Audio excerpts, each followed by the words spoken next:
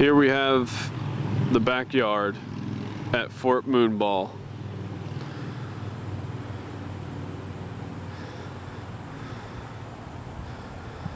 This is the badminton court. Team Honey Badger. Where Team Honey Badger. Moonball routinely beats up on Mora, aka Team Honey Badger. We always win. AKA losers. That's my shed where I keep stuff. Here we have the perennial garden. Along the back there you'll see crappy shrubs. Oh, crappy shrubs. That are going to grow bigger and be good shrubs. Crappy shrubs. And as we pan around, we find the garden, the life source at Fort Moonball. And for narration of the garden, we have a guest star today, Karen Hirschhorn, all the way from California, Hippie Land, here to help us. Here to help us as we go through the garden and tell you all about the wonderful plants at Fort Moonball. Okay, so here we have a plant. It's green with pointy things. What's it called? Pointy thing plant, also known as a tomato plant. Oh, but this tomato plant is so far away from the other tomato plants that we will talk about later. Why is that? We don't want cross-pollination of the tomato plants. Whoa. Do you care to expand? Not really. Okay, so moving on from the tomato plants. And are all of those back there also tomato plants? Some might be cucumber plants. Okay. We'll find out when the fruits arrive.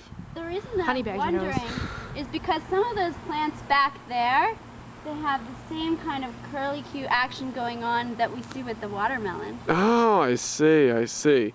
Perhaps they're in the same family or genus as the watermelon. Are they? Perhaps, I don't know. Okay. We are family. So, then we would go on. Here we have the marigolds. Okay. And the marigolds are to protect the garden and the plants from animals coming and eating it. Oh. What kind of animals come and eat vegetables in the garden? People eating animals. People eating animals, really? That's what you use the shed Not honey for. badgers. Oh, okay. Yeah, so those people, they're in the shed. The people are in the shed? Yes. Okay, I gotcha.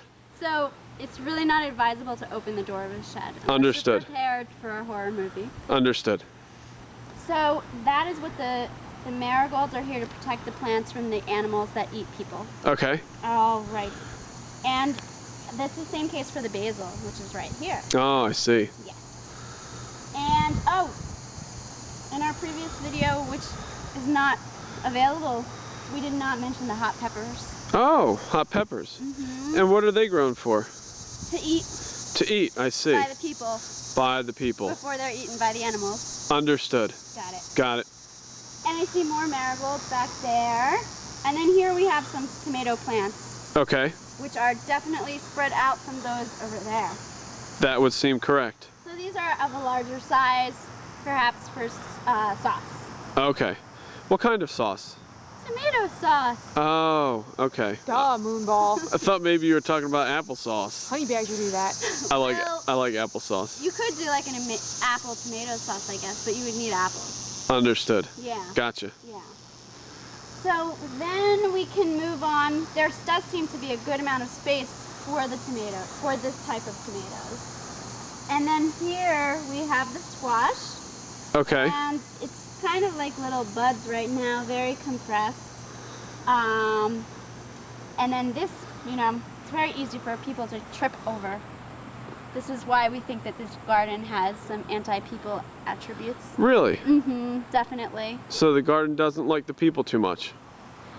Well, the garden definitely doesn't like the animals, which could eat things in the garden, and the animals eat people. Oh, I see. I see. Okay. But if the garden's anti-animal and the animals eat people, then the garden could be somewhat pro-people.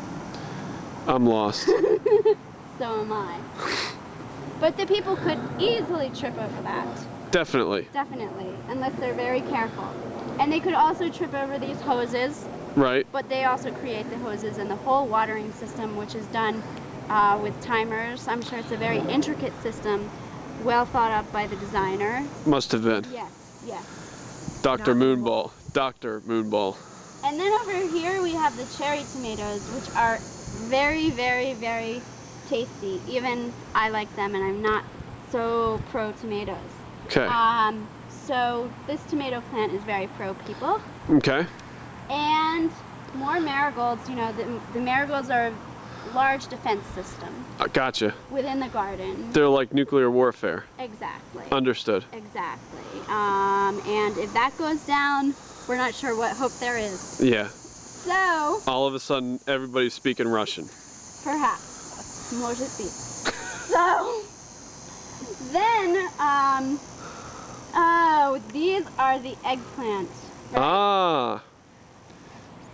Oh, and peppers. But where's the eggplant and where's the eggplant? I'm sorry. Gotcha.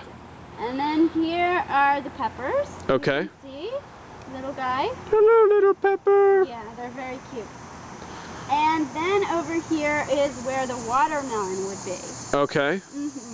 And like we talked about with the cucumbers, it has this kind of curly Q thing that's created and latches on to this kind of So the flexible fence type thing. So the watermelon just kind of grabs what it wants and takes it. Yes, but that's okay because watermelon is such a good fruit and food that it can do whatever it pleases. Oh, I in see. my humble opinion. I see. So you are definitely pro watermelon. I am. Okay. I think that the watermelon is the most important thing in the garden. Is it really? Definitely. Huh. Although, from what you've said, you have not had any fruits from this labor yet, I do think it's most important because watermelon is the best. Understood. Yes. Pay the doctors, boys. But I don't know that I would eat it, like, only it a whole day long. So you may want to diversify your eating a little bit between watermelon and something else. Right. Such as what? Cherry tomatoes? Cherry tomatoes, naturally. Gotcha. Gotcha. Great. That's wonderful. Let me write that down. Yes. And of course, since the watermelon is so good, it's very pro people. Wonderful. Yes. Understood. So just to review, pro people, we have the watermelon and the cherry tomatoes. Okay. And we also would have the marigolds because the marigolds protect the plants from the animals and the animals eat people, and so the marigolds are pro-people in that Gotcha. regard. Gotcha. But anti-people, we do have, you know, the hoses and things like that, and then the areas near the squash. Okay. Okay. Where people have to be careful not to be Yes. tripped by the squash. Right. But Understood. everything hinges upon the marigolds. Oh, wow. It could all go down without them. unbelievable. And the basil. Okay. Okay. Although it does seem that there's more representation of the marigolds. Possibly. Wonderful. Well, Karen, thank you very much for spending time with us today. We really appreciate your insight into the Fort Moonball Garden. You're welcome. Any final words? There's nothing else like out of the ordinary that's come to mind yet, but I'm sure in a few minutes it will. Wonderful. Honey Badger. Team Wonderful. Honey Badger. Thank you very much. Have a great day. welcome. Team Honey Badger.